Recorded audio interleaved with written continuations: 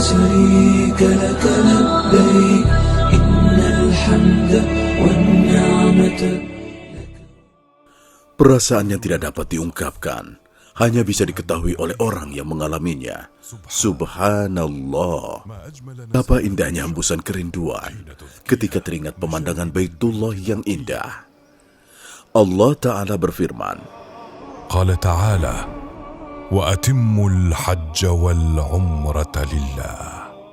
sebelum melaksanakan umroh, jamaah umroh disunahkan untuk mandi dan mensucikan diri, menghilangkan bulu ketiak di sekitar kemaluan, memotong kuku, dan memakai wewangian pada badan tanpa mengenai pakaian ihram.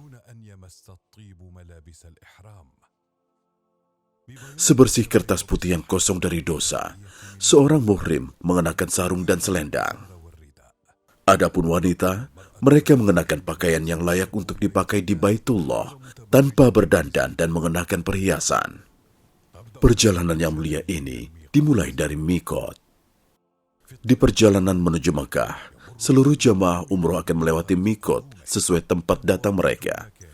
Adapun Mikot-Mikot Makani adalah Zulhulaifah Abyar Ali untuk penduduk Madinah, Al-Zuffah Robeh untuk penduduk Syam, Kornul Manazil As-Sailul Kabir untuk penduduk Najd, Yalamlam As-Sa'diyah untuk penduduk Yaman, Zatu Iraq untuk penduduk Irak.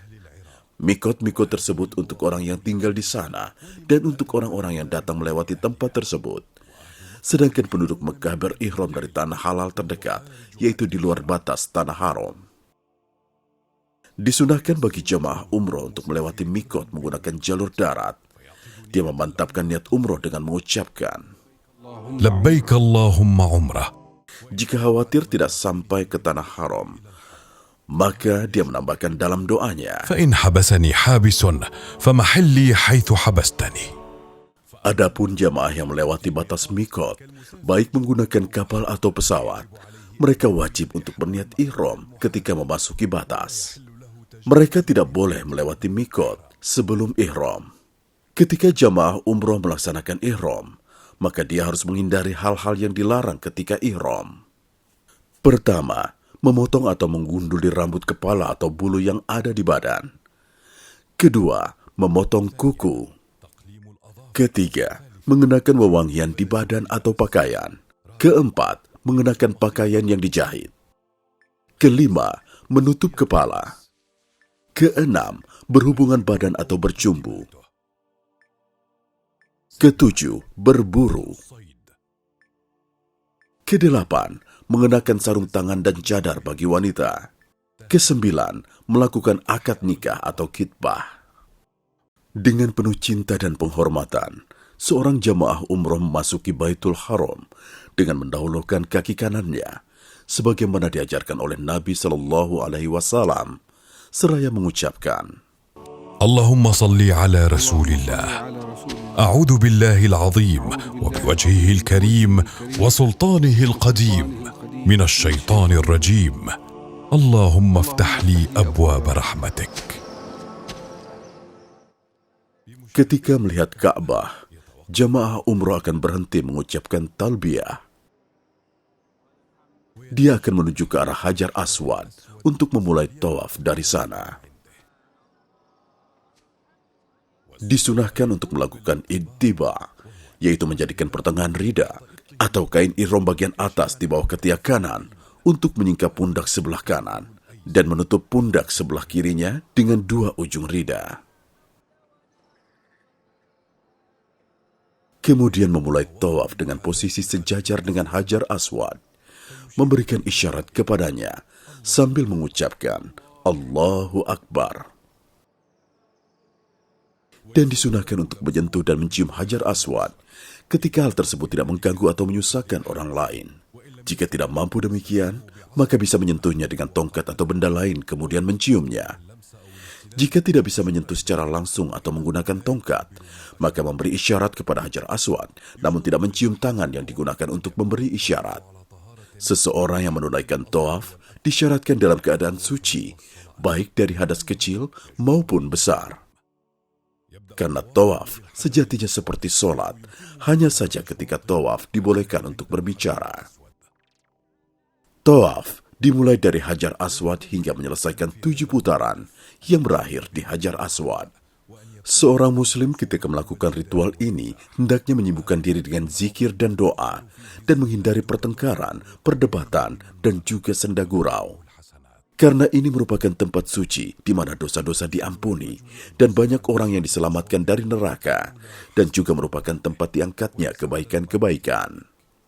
Dan disunahkan bagi laki-laki untuk mempercepat langkah mereka di 3 putaran pertama. Namun hal ini tidak berlaku bagi wanita. Dan ketika melewati rukun Yamani, jika memungkinkan, sentuhlah dia tanpa menciumnya.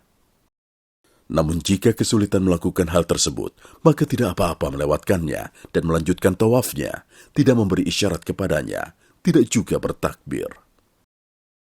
Dan disunahkan bagi jamaah umroh ketika berada di antara rukun Yamani dan Hajar Aswad untuk mengucapkan, Rabbana atina fid dunya hasanah, wa fil akhirati hasanah, wa qina adzaban nar. Dan setelah selesai putaran ke-7, jamaah umroh hendaknya menutup pundaknya dan menuju ke belakang makom Ibrahim dan menunaikan sholat 2 rakaat jika memungkinkan. Namun jika tidak memungkinkan, maka dia bisa menunaikan 2 rakaat tersebut dimanapun selama masih di Masjidil Haram. Dianjurkan membaca surat Al-Kafirun. Qul ya ayyuhal kafirun. Di rakaat pertama, setelah membaca Al-Fatihah dan surat Al-Ikhlas di rakaat kedua. Setelah selesai, kemudian melanjutkan ke Mas'ah. Disunahkan di tengah perjalanannya menuju Mas'ah untuk meminum air Zam-Zam. Kemudian mendaki sofa sambil mengucapkan, Nabda'u bima bada Allahu bih, talian qaul Allah Ta'ala. Kemudian dilanjutkan dengan membaca ayat, Inna as-safa wal marwata min sya'airillah. sambil menghadap ke arah kiblat, memuji Allah Ta'ala, mengagungkannya, dan berdoa dengan merendahkan diri mengucapkan, لا إله إلا الله وحده لا شريك له له الملك وله الحمد وهو على كل شيء قدير لا إله إلا الله وحده أنجز وعده ونصر عبده وهزم الأحزاب وحده. Doa tersebut diulang sebanyak 3 kali dan disisipi doa-doa lain di sela-sela doa tersebut.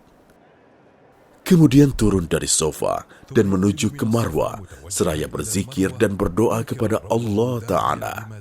Dan disunahkan hanya untuk laki-laki saja agar mempercepat langkah ketika melewati tanda garis hijau. Kemudian ketika sampai ke Marwah, berdoa seperti doa yang dipanjatkan di sofa tanpa membaca ayat. Yang dimaksud ayat adalah Inna Sofa wal Marwah. Hingga menyelesaikan 7 putaran. Kemudian kembali lagi ke sofa dengan cara yang sama. Dan setiap kali perjalanan dari sofa ke Marwah atau dari Marwah ke sofa dihitung 1 putaran. Dan terus menerus seperti itu hingga putaran ke-7. Bagi laki-laki, jika dia ingin bertahalul, dia bisa mencukur seluruh rambutnya atau hanya memendekkannya saja. Adapun wanita memotong rambutnya seukuran ujung jari, yaitu seukuran ujung jari dari seluruh rambutnya. Dengan demikian, semua larangan bagi orang yang berihram sudah tidak berlaku lagi. Dan ketika selesai memotong atau mencukur rambut, maka hal tersebut menandakan bahwa ibadah umroh telah sempurna.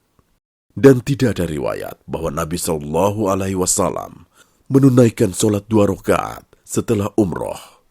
Wahai para jamaah umroh, Anda telah jauh-jauh dan berlelah-lelah datang untuk melaksanakan umroh. Maka ikutilah petunjuk Nabi SAW dan menghadap kepada Allah Ta'ala seraya berdoa dan berharap bahwa Allah menerima amal ibadahmu. لبيك اللهم لبيك لبيك لا شريك لك لبيك إن الحمد والنعمة لك والملك لا شريك لك